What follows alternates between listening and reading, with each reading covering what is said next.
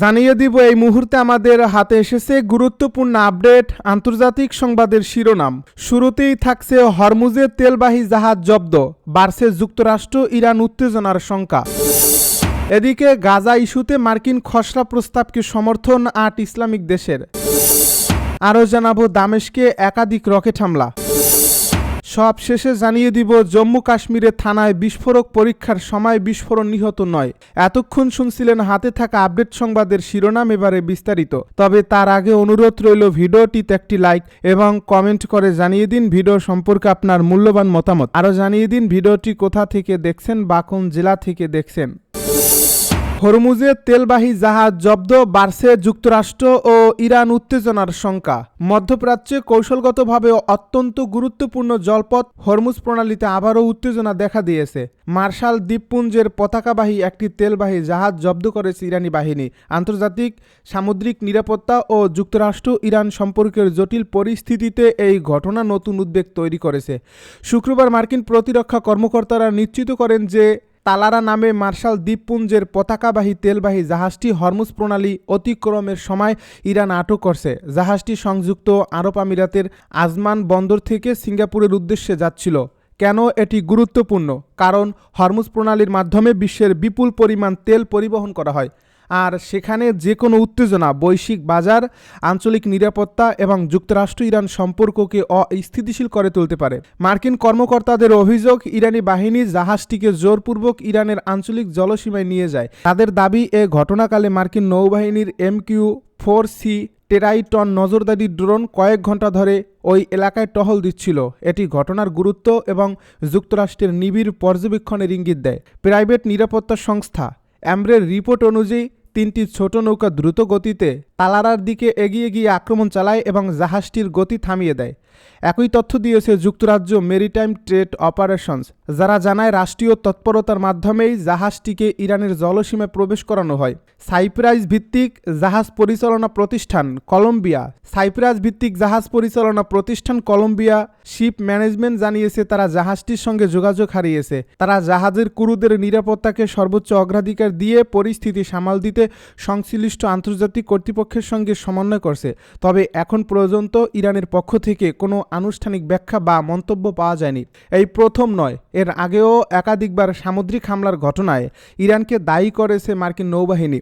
2019 সালে লিম্পেট মাইন বিস্ফোরণ, 2021 সালে ইসরায়েলি মালিকানাধীন তেল ট্যাঙ্কারে ড্রোন হামলায় প্রাণহানি, এসব ঘটনা আন্তর্জাতিক জলপথে ইরান যুক্তরাষ্ট্র উত্তেজনার বড় উদাহরণ, যার ফলে সাম্প্রতিক এই অভিযান নতুন করে উত্তেজনা বাড়ানোর শঙ্কা তৈরি করেছে।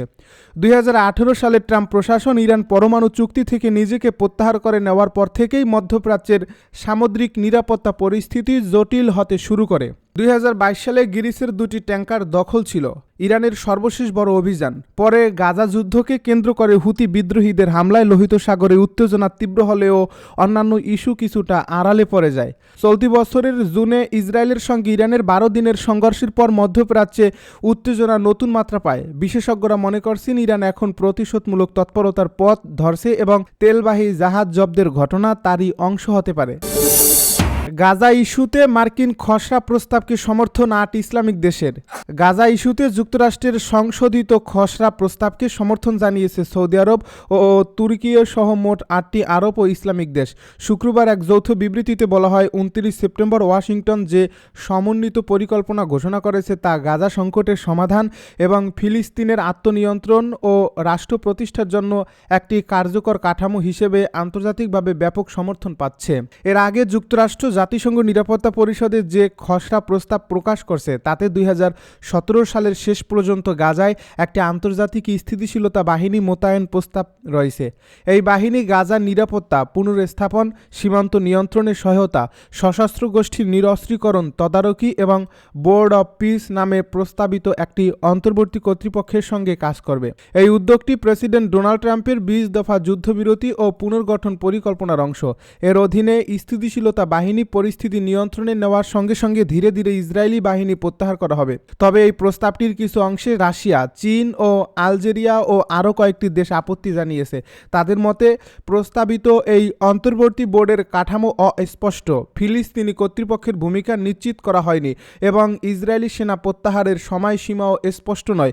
এসব বিষয় নিয়ে নিরাপত্তা পরিষদে আরও আলোচনার সম্ভাবনা রয়েছে। দামেস্কে একাধিক রকেট হামলা। দামেস্কের মেজ্জাহ এলাকায় দুটি কাতিউশা রকেট হামলার ঘটনা ঘটছে। শুক্রবার এ ঘটনায় একজন নারী নিহত এবং কয়েকজন বেসামরিক নাগরিক আহত হয়েছেন। বিষয়টি রাষ্ট্রীয় সংবাদ সংস্থা সানাকে নিশ্চিত করেছে সিরিয়ার প্রতিরক্ষা মন্ত্রণালয় জানায় রাজধানীর উপকণ্ঠ থেকে রকেট দুটি ছোড়া হয় এবং সেগুলো আবাসিক এলাকায় আঘাত হানে। এতে বেশ কিছু স্থাপনায় ক্ষয়ক্ষতি হয়েছে। প্রতিরক্ষা ও স্বরাষ্ট্র মন্ত্রণালয়ের টিম ঘটনাস্থলে তদন্ত শুরু করেছে। রকেটের পথ এবং উৎক্ষেপণ স্থল শনাক্ত করার চেষ্টা চলছে। এই হামলার পর মেজ্জাহ এলাকায় ব্যাপক নিরাপত্তা জোরদার করা হয়েছে। অ্যাম্বুলেন্স ও জরুরি সেবাকর্মীরা দ্রুত ঘটনাস্থলে পৌঁছে আহতদের উদ্ধার কাজ পরিচালনা করেন। জম্মু কাশ্মীরে থানায় বিস্ফোরক পরীক্ষার সময় বিস্ফোরণ নিহত 9। ভারতের জম্মু কাশ্মীরের শ্রীনগর সংলগ্ন নওগাঁ থানায় জব্দ করা বিপুল পরিমাণ বিস্ফোরক সামগ্রী পরীক্ষার সময় ভয়াবহ বিস্ফোরণে অন্তত 9 জন নিহত এবং 29 জন আহত হয়েছেন। শুক্রবার রাতে এই বিস্ফোরণের ঘটনা ঘটে।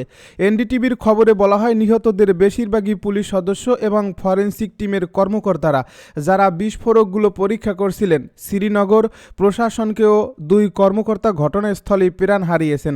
পুলিশ জানায়, সম্প্রতি হরিয়ানার ফরিদাবাদ থেকে উদ্ধার করা বিস্ফোরকগুলো নওগাঁ থানায় আনা হয়েছিল।